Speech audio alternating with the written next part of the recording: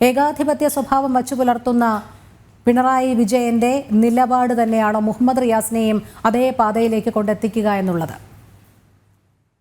നോക്കൂ, ദൈവം വിചാരിച്ചാൽ പോലും രക്ഷിക്കാൻ കഴിയാത്ത അവസ്ഥയിലേക്ക് കമ്മ്യൂണിസ്റ്റ് പാർട്ടി കൂപ്പുകുത്തി കഴിഞ്ഞിരിക്കുന്നു. അവരുടെ കയ്യിൽ ഉണ്ടായിരുന്ന ബംഗാളും ത്രിപുരയും ഇനി തിരിച്ചു വരാൻ കഴിയാത്ത വിധത്തിലേക്ക് അത് നഷ്ടപ്പെട്ടു കഴിഞ്ഞു. ഇനിയിപ്പോ ആകെ ഉള്ളത് കേരളത്തിലെ തുരുത്ത് മാത്രമാണ്. ആ തുരുത്തും കയ്യിൽ നിന്നും നഷ്ടപ്പെട്ടു പോകുന്നു എന്നുള്ള പച്ച പരമാർത്ഥമാണ്. പിണറായി വിജയൻ അതിനു മുമ്പ് മകളുടെ ഭർത്താവിനെ ഏതെങ്കിലും വഴികളിലൂടെ പുറംവാതിലിലൂടെ അധികാരത്തിലെത്തിക്കണം, അദ്ദേഹത്തിനെ കൂടുതൽ ശക്തനാക്കണം. അതിനു വേണ്ടിയുള്ള കുൽസിതമായ പ്രവർത്തനമാണ് നടന്നുകൊണ്ടിരിക്കുന്നത്. ദൈവം വിചാരിച്ചാൽ പോലും ഈ പാർട്ടിയെ രക്ഷിക്കാൻ കഴിയില്ല. അത് ഇന്ന് കുടുംബാധിപത്യത്തിലേക്കും ചില പ്രത്യേകതരം വിഭാഗങ്ങളുടെ കൈകളിലേക്കും പോയി എന്ന് ആശങ്കപ്പെടുന്നത് ജനം ടിവിയോ BJPയോ അല്ല. നോക്കൂ, കമ്മ്യൂണിസ്റ്റ് പാർട്ടി കെട്ടിപ്പടുത്ത തോമസ് ഐസക്കിനെ പോലെയുള്ള ആളുകൾ, MA ബേബിയെ പോലുള്ള ആളുകൾ, C സുധാകരനെ പോലുള്ള ആളുകൾ ഇന്ന് മുഖ്യധാരയിൽ നിന്നും അകറ്റപ്പെടുകയും ആ സ്ഥാനത്തേക്ക് H സലാമിനെ പോലെ, ആരിഫിനെ പോലെ, മുഹമ്മദ് റിയാസിനെ പോലെയുള്ള ആളുകൾ കുളച്ചു പൊന്തുകയും ചെയ്യുന്നു. ഞാൻ നേരത്തെ പറഞ്ഞു, കഴിവുറ്റവനായിട്ട് പോലും താൻ തഴിയപ്പെടുന്നു എന്നുള്ള ബോധം സ്വരാജിനെ പോലെയുള്ള പാർട്ടിയുടെ അണികൾക്കിടയിലേക്ക് വളർന്നു വരികയാണ്. ഇപ്പോൾ തിരക്ക് പിടിച്ച് പാർട്ടിയുടെ സംസ്ഥാന ദേശീയ സമ്മേളനങ്ങൾ നടക്കുന്നതിന്, പാർട്ടി കോൺഗ്രസ് ഉൾപ്പെടെ നടക്കുന്നതിനിടയ്ക്ക് പുറം വാതിലിലൂടെ മരുമകനെ പ്രതിഷ്ഠിക്കുന്നതിന് വേണ്ടിയുള്ള ഒരു ഗൂഢ നീക്കമാണ്. പാവം അതിന് ബലിയാടാകേണ്ടി വന്നത് EPയെ പോലുള്ള ആളുകളാണ് എന്നുള്ളത് നമ്മെ ആശങ്കപ്പെടുത്തും. സ്വാഭാവികമായിട്ടും കമ്മ്യൂണിസ്റ്റ് മാർക്സിസ്റ്റ് പാർട്ടിക്കകത്ത് നടക്കുന്ന ഈ പരിവർത്തനങ്ങൾ അതിന്റെ തകർച്ചയ്ക്ക് ആക്കം കൂട്ടുന്നു എന്നുള്ള ഒരു ആശങ്ക മാത്രമാണ്. അതൊരുപക്ഷെ മരുമകൻ വരട്ടെ എന്ന് തന്നെയാണ് എന്റെയും ആഗ്രഹം. കാരണം ആ തകർച്ച വളരെ വളരെ ദ്രുതഗതിയിലേക്ക് നീങ്ങുകയാണ്. പാർട്ടി നാശോന്മുഖമായി കഴിഞ്ഞു. ദൈവം പമ്പുരാൻ വിചാരിച്ചാൽ പോലും രക്ഷിക്കാൻ, പിണറായിസത്തിന്റെ നീരാളിപ്പിടുത്തലങ്ങുന്ന ഈ പാർട്ടിയെ രക്ഷിക്കാൻ ഒരാൾക്കും കഴിയില്ല എന്ന അവസ്ഥയിലേക്ക് പാർട്ടി നീങ്ങുന്നു. അതിനൊരുപക്ഷെ ആക്കം കൂട്ടിയത് യെച്ചൂരിയുടെ അന്ത്യം കൂടിയാണ് എന്ന് സൂചിപ്പിക്കേണ്ടി വരും. എനിക്ക് മാർക്സിസ്റ്റ് പാർട്ടിയിൽ നിന്ന് കിട്ടിയ ലഭ്യമായ വിവരങ്ങൾ വെച്ച് ഞാൻ പറയുകയാണ്, പിണറായി വിജയന്റെ ഏകാധിപത്യത്തെയും പാർട്ടി കീഴടക്കുന്നതിനെതിരായിട്ടുള്ള നിലപാട് എടുത്തുകൊണ്ടിരുന്ന ഒരു വ്യക്തിയായിരുന്നു യെച്ചൂരി. അദ്ദേഹത്തിന്റെ കൂടെ ഏതെങ്കിലും പാർട്ടി ഘടകങ്ങൾ ഉണ്ടായതിന്റെ പേരിലല്ല, മറിച്ച് അദ്ദേഹത്തിനുണ്ടായിരുന്ന ജീവിത അനുഭവങ്ങൾ, അദ്ദേഹത്തിനുണ്ടായിരുന്ന കാര്യങ്ങൾ. ഇവിടെ റെജി ലൂക്കോസ് കേൾക്കുമെങ്കിൽ ഒരു കാര്യം കൂടി ഞാൻ ചൂണ്ടിക്കാണിക്കും. 22ാമത്തെ വയസ്സിൽ നിസ്വാർത്ഥമായി പാർട്ടിക്ക് വേണ്ടി കയ്യും കാലും തുഴഞ്ഞ് സംഘടനയ്ക്ക് വേണ്ടി പ്രവർത്തിച്ച റെജി ലൂക്കോസിനെ ഇപ്പോൾ ആളുകൾ തഴിയപ്പെടുകയും ഇന്നലെ പെയ്ത മഴയ്ക്ക് ഇന്ന് മുളച്ചു വന്ന തകരകൾ പാർട്ടിയുടെ എല്ലാം കൈയടക്കുകയും അതിനുവേണ്ടി വിവാഹവും കുടുംബജീവിതവും മറ്റ് തന്ത്രങ്ങളും എല്ലാം ഒരുക്കുകയും ചെയ്യുന്നത് തിരക്കഥയുടെ അടിസ്ഥാനത്തിൽ മുൻകൂട്ടി തയ്യാറാക്കി കഥയുടെ അടിസ്ഥാനത്തിൽ പാർട്ടി പിടിച്ചെടുക്കുന്ന പ്രവർത്തനത്തിലേക്ക് അനസ്യൂതം തുടരുന്നു എന്നുള്ളതാണ് ഈ നീക്കത്തെ വ്യക്തമാക്കുന്നത്. അതിന് ബലിയാടാകേണ്ടി വന്നത് ഒരുപക്ഷെ താൻ സ്വയം രക്തസാക്ഷിയാണ് എന്ന് പറയുന്ന EPയെ പോലുള്ള ആളുകളാണ് എന്നതിന്റെ അദ്ദേഹത്തോടുള്ള ആനുകൂല്യം കൊണ്ടൊന്നുമല്ല, അതൊരു കാലത്തിന്റെ കാവ്യനീതിയായിട്ട് സമാധാനിക്കാൻ വയ്യാത്തത് കൊണ്ട് ചൂണ്ടിക്കാണിക്കുകയാണ്. ശ്രീ TP ജയചന്ദ്രൻ മാസ്റ്റർ, മുഹമ്മദ് റിയാസിന് വേണ്ടി വഴിയൊരുക്കുന്നു എന്നുള്ള കാര്യം CPM-നുള്ളിൽ തന്നെ ചർച്ചാ വിഷയമായതാണ്. ഒരുപക്ഷെ പിണറായി വിജയൻ കാണിക്കുന്ന അമിത പ്രീണന സ്വഭാവം കൂടി ഇതിന്റെ ഒരു ഭാഗമായിട്ടാകാനുള്ള സാധ്യതയും കാണുന്നുണ്ടോ? അത് മാത്രമായിട്ട് എനിക്ക് അതിനെ വിലയിരുത്താൻ കഴിയില്ല. ഇവിടെ മുഹമ്മദ് റിയാസും ടൂളാക്കപ്പെടുകയാണ്. മുഹമ്മദ് റിയാസിലൂടെ ചില തന്ത്രങ്ങൾ മെനയുന്ന ശക്തികൾ ഈ സംസ്ഥാനത്തുണ്ട്. അവർ ചില കാര്യങ്ങൾ പിണറായിലൂടെ നേടിയെടുക്കാൻ ആഗ്രഹിക്കുന്നു. മകളുള്ള അമിത പ്രേമവും അമിത സ്നേഹവും ഒരു പിതാവിനുണ്ടായിരിക്കുന്ന ദൗർബല്യങ്ങളെ സമർത്ഥമായി മുതലെടുക്കാൻ അറിയാവുന്ന ഒരു നേതാവ് തന്നെയാണ് മുഹമ്മദ് റിയാസ്. ആ മുഹമ്മദ് റിയാസിനെ ഉപയോഗിച്ചുകൊണ്ട് കേരളത്തിലെ തങ്ങളുടെ അജണ്ടകൾ നടപ്പിലാക്കാൻ ആഗ്രഹിക്കുന്ന ശക്തികളുടെ കയ്യിൽ ടൂളായി മാറുന്നു എന്നുള്ളതും തന്റെ പുത്രസ്നേഹം അതിന് ഇടയാക്കുന്നു എന്നുള്ള വേദനാജനകമായ ചിത്രമാണ് ഇത് ചൂണ്ടിക്കാണിക്കുന്നത്. സ്വാഭാവികമായിട്ടും ആ സ്വാധീനമാണ് പിണറായിയെ കൊണ്ട് വഴിവിട്ടുകൊണ്ട് ഒരു കമ്മ്യൂണിസ്റ്റുകാരൻ, ഒരു മാർക്സിസ്റ്റിന്, ഒരു കമ്മ്യൂണിസ്റ്റിന് ഒരിക്കലും യോജിക്കാനും കോംപ്രമൈസ് ചെയ്യാനും സാധിക്കാത്ത തരത്തിലേക്ക് അദ്ദേഹത്തിന്റെ പ്രവർത്തനങ്ങൾ ഭരണത്തിൽ പോലും പ്രതികരിക്കേണ്ടി വരുന്നത് അമിതമായ മകളോടുള്ള സ്നേഹമാണ്. അതുവഴി മുതലെടുത്തുകൊണ്ട് മുന്നോട്ട് പോവുകയാണ്.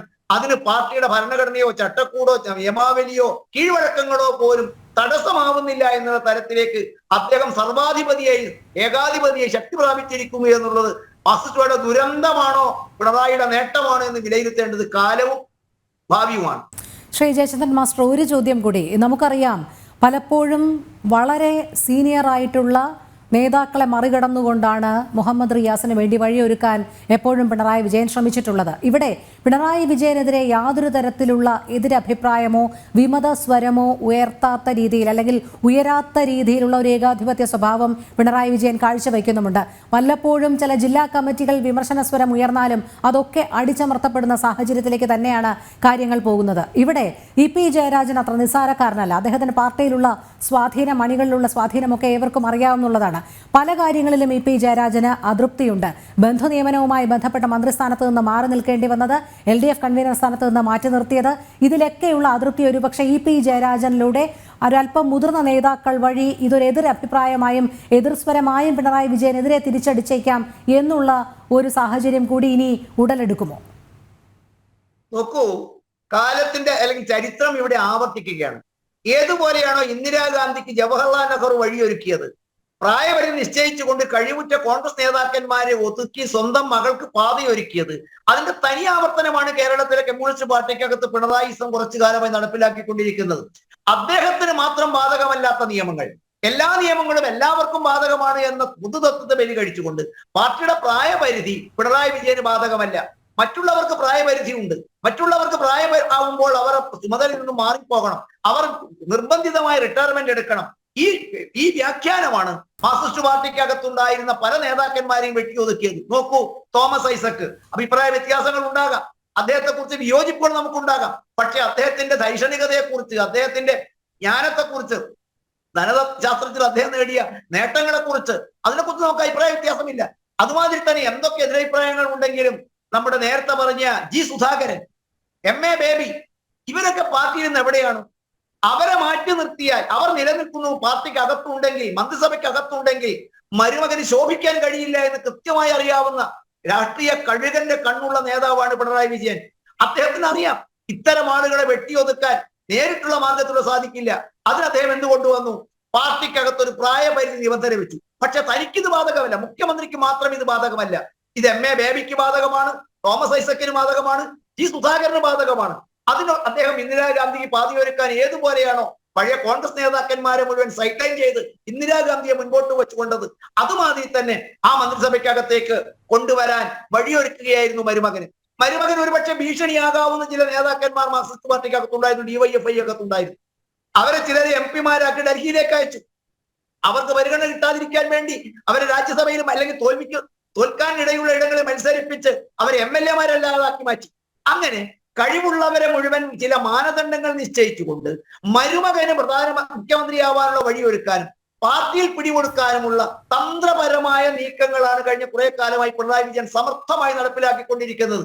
അദ്ദേഹത്തെ എതിർക്കാനുള്ള ചങ്കൂറ്റം, അദ്ദേഹത്തെ ധിക്കരിക്കാനുള്ള ചങ്കൂറ്റം ഞാൻ നേരത്തെ പറഞ്ഞ സുധാകരനോ തോമസ് ഐസക്കിനോ നേരത്തെ പറഞ്ഞ MA ബേബിക്കോ നഷ്ടപ്പെട്ട് കഴിയുന്നത് മരുമകന് വേണ്ടി പാതയൊരുക്കാനുള്ള പ്രവർത്തനമായിരുന്നു.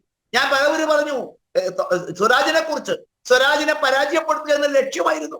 മറ്റുള്ളവരെ MP ആക്കി ഡൽഹിയിലേക്ക് അയക്കുക എന്ന ലക്ഷ്യമായിരുന്നു. ചിലരെ ഒതുക്കുക, ചിലരെ പാർട്ടിയിനകത്തേക്ക് മത്സരിപ്പിക്കുക, അവരെ ഭാവിയിലേക്കുള്ളതാക്കുക. ഇപ്പൊ പിണറായി നേരിടുന്ന പ്രതിസന്ധി എന്താണ്? ഇവിടെ ഒരുപക്ഷെ കാലം ഉത്തരം നൽകേണ്ടത് കണ്ണൂർ ലോബിയെ പിണക്കിക്കൊണ്ട് ഒരു ആളെ മുൻപോട്ട് കൊണ്ടുവരാൻ സാധിക്കുമോ? അതിന് സമർത്ഥമായിട്ടാണ് P. ജയരാജനെ മാറ്റി നിർത്തി വടകരയിൽ തോൽപ്പിക്കുകയും MP ആയി മത്സരിക്കാൻ വേണ്ടി അദ്ദേഹത്തെ മാത്രം ആ ജില്ലാ ഘടകത്തിൽ നിന്നും മാറ്റി നിർത്തി അവിടുത്തെ ജില്ലാ സെക്രട്ടറി ആകാതിരിക്കാൻ അദ്ദേഹത്തിന് പ്രേരണ നൽകി. പിന്നീട് EP ആയിരുന്നു ഒരു തടസ്സമായി ഉണ്ടായിരുന്നത്. EP-ക്ക് അർഹതപ്പെട്ട പാർട്ടി സെക്രട്ടറി സ്ഥാനം നൽകാതിരിക്കാൻ പുറംവാതിലിലൂടെ ഗോവിന്ദനെ പോലെയുള്ള ഒരാളെ പ്രതിഷ്ഠിച്ചു. ഗോവിന്ദനും ഇപ്പോൾ ഗോവിന്ദ എന്ന് പറയാനല്ലാതെ പിണറായി സത്യം എതിർക്കാനുള്ള ചങ്കൂറ്റമില്ല.